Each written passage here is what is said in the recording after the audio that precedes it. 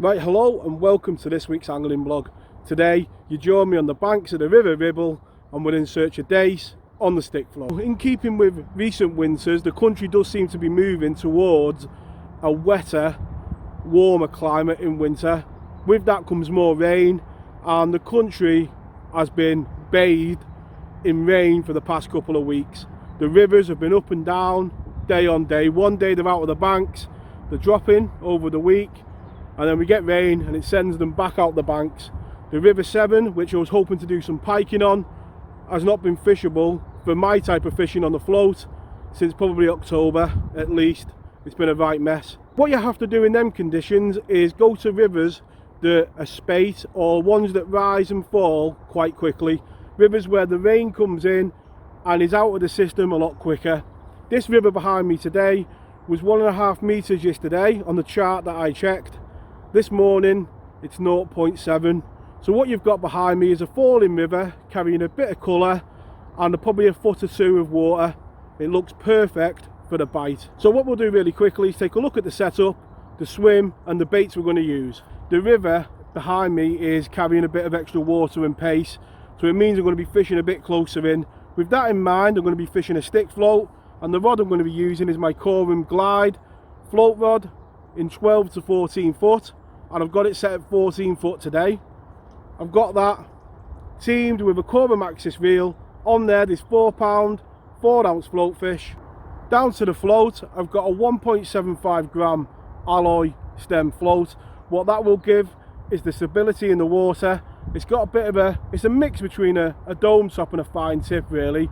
This bit of the float here will give me the weight to ride the extra water that's in the river, and because I'm hoping to catch dace, the fine tip will give me that sensitivity that I want for them lightning fast bites that a dace gives you. Shotting pattern is strung out number 6s from Dinsmore down to a bulk of number 6 shots, and I've got a number 4 on there as well just to balance it. 2 number 6 droppers on 1 pound 7 ounce Bay of Pearl on line down to a size 18 hook. You can see I've got a red maggot on there. So let's take a look at the swim that we're going to be fishing today. Right, so the side tray that I'm going to be using today, I've got 1 pound 7 ounce Bay of Pearl on, the weights to balance the rig. I've got some tears there from Cheshire Particle. If we do get into some of the better quality fish and we want to target them, then we've got some tears to do that. I've got round about 4 pints of red maggot and about 3 pints of Cheshire Particle hemp, and in there I've got a couple of tears mixed in as well. So if I do want to try a tear, they're already getting a few of them in the swim. I've also mixed up 1.5 kilo of the Hinders Mark Pollard supercharged ground bait, and with that I'm going to ball that in big balls like that. I'm going to mix some hemp in. So there's the side tray for today, and we look up at the river, and on a recent session which was only a couple of weeks ago, it was -3 on here and it was freezing. We had some nice perch. Today, in keeping with what I said at the start, it's about 8 degrees today, so you can see how the temperatures as well as the rain is up and down. Looking down here you can see the river's got a bit of colour. You can't see the margins. So looking at the swim, it is in keeping with what I say about the motorway and how I look at a river: the inside lane, the middle lane and the fast lane. The river today is very much like that. We're on the inside of a bend, so as you can see with them white dots going down, the river here is much slower than out there. It's really fast, in keeping with that fast lane theory. Today I'm going to be targeting the fish on the inside lane, not even towards the middle lane really. We might have to go out there if we don't get them here, but I'm going to try my hardest to get the fish on this inside line, remembering that the river has got a 1.5 foot of extra water on. So I'm hoping with the colour and the bait we put in and the ground bait and the smell that we can give them fish the confidence to come close in. I'm going to be putting me maggots in line with the peg, me ground bait and the hemp just probably where that tree is there, and with that I want to keep them fish down there. So with the low light conditions in the morning in winter, it makes filming a bit difficult, but it's light enough to see your float. So I have actually made about an hour start on the vlog. And as you can see on screen now, I've had 1 or 2 nice days. It's been a nice start to the session, and it bodes well for the session ahead. There's quite a few fish in the swim and getting regular bites, so hopefully we're in for a good day's fishing. Let's get straight back to it, because I must admit it's killed me to stop to do the intro. So let's make a start. So like I said at the start of the vlog, been fishing for about an hour. It was really dark this morning when I set up, and I've just been putting the hemp in, and I put a ball of ground bait in at the start, but been getting the fish just there, and it is boding well for a good session, because that intro probably took about 10 minutes, 15 minutes to film, and I've just gone straight back in and got another dace. So what you've seen there has been pretty much in keeping with the first hour. Plenty of bites coming over that hemp and that ground bait that I put in at the start, and it is a beautiful swim to fish. By that, what I mean is you put your maggots in front of you, your hemp downstream, and it's all in a line. It's all going down in that straight line, so you know every time you go down, you know you're going over that hemp, and the maggots are all going in the same direction. Bit like a conveyor belt when you go to the airport. You know, if you get on that conveyor belt to get to your gate, everything's going in a straight line. And so it's just a gentle flick out. Let's say today with the 14-foot rod we can really get away with it today, because we are literally only going a rod length out, and it's just a case of the maggots going down, and there we go, right where I put that hemp. Another day.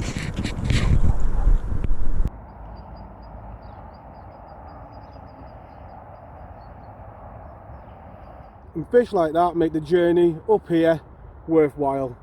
Every mile is worth it, you know, for fish like that. It's a cracking dace that. And on a winter's morning, no finer fish than a lovely dace. And today is all about just keeping them fish in the swim. So every 15-20 minutes, just putting another ball of that ground bait in the swim, just to keep that colour and then fish in the area.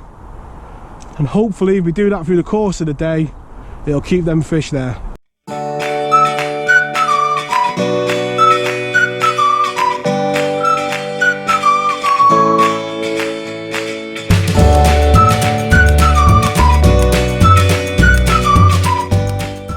Either a dace or a roach.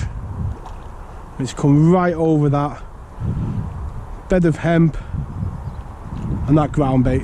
We've had some quality dace today so far already, and that's a nice roach. And there's that roach just coming over that ground bait and that Cheshire particle hemp, and it is a combination that I haven't been using for a long time, but one that I have got confidence in straight away. They've both got everything that I'd look for in a bait. Smell, you know, it compacts really well, like I've said, and obviously Cheshire particle hemp I've been using on the channel for years.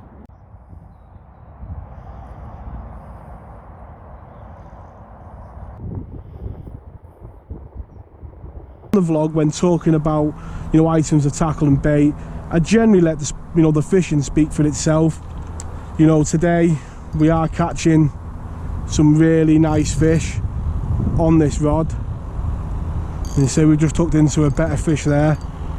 I don't know what it is, but you know, and it is hard when people ask you your opinion on the items of tackle when you're sponsored by the company.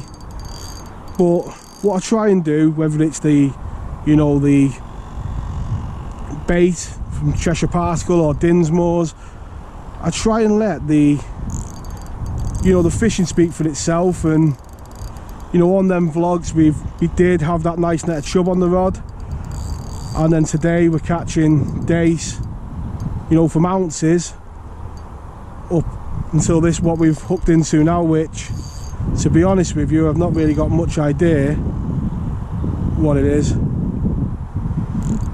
but oh, it's a big perch, and that's how I like to do it. Just let the fishing speak for itself.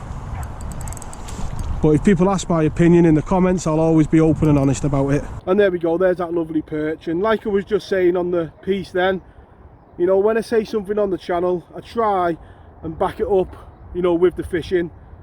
You know, it's not just words for words sake. You know, on the vlog, it's always backed up. You know, by time on the bank, and that rod, like I said, it's had them perch the other week, the chub, the small dace today, and on that piece there, it couldn't have gone better. It's had the power to get this fish in as well. 1 pound 7 ounces, and I bet he's not alone. So straight after that perch, we've gone in and had another dace. That sun is making filming really hard. There's no way of really getting out of it. It's shining right on when I'm getting my bites, as you can see there on the screen. And that's just a little insight into what it's like to try and see your float, and it's making filming difficult. And what a quality dace that is. That's a lovely dace, that. Fin perfect, not a scale out of place, and in its perfect winter condition, like a bar of silver.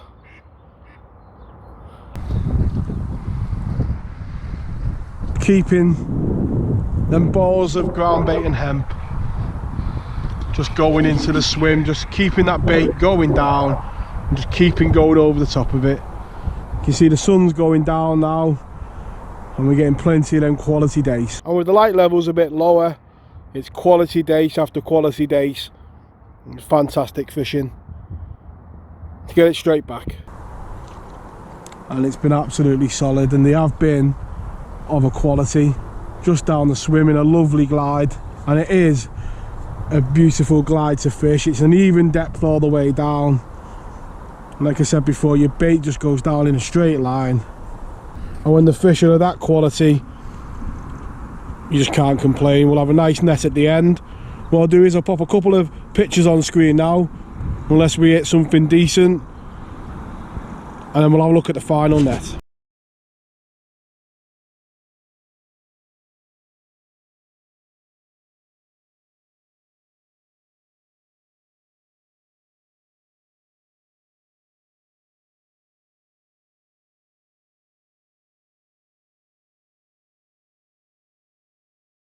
Right, so the session comes to an end there now, and what an enjoyable day on the bank that was today.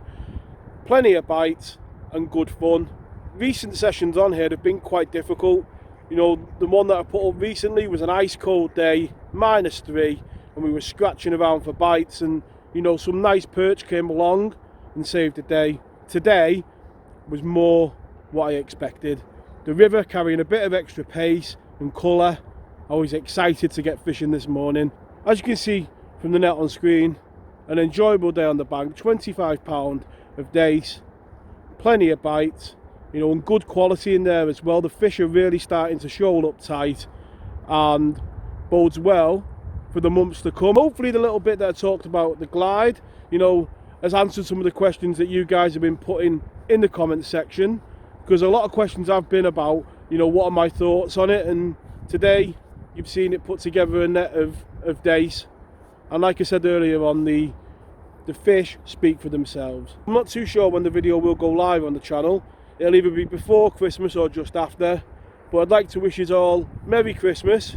I hope you all have a fantastic new year, and I hope 2020, you know, brings you plenty of wet nets and tight lines. I want to thank you all very much for the support you show the channel, and all the comments that you leave, and all, you know, sharing your adventures in the comments. It means a lot, and thank you very much for every one of you who takes the time to leave a comment. All that remains is to wish you all tight lines, and I'll see you all next time. Tight lines.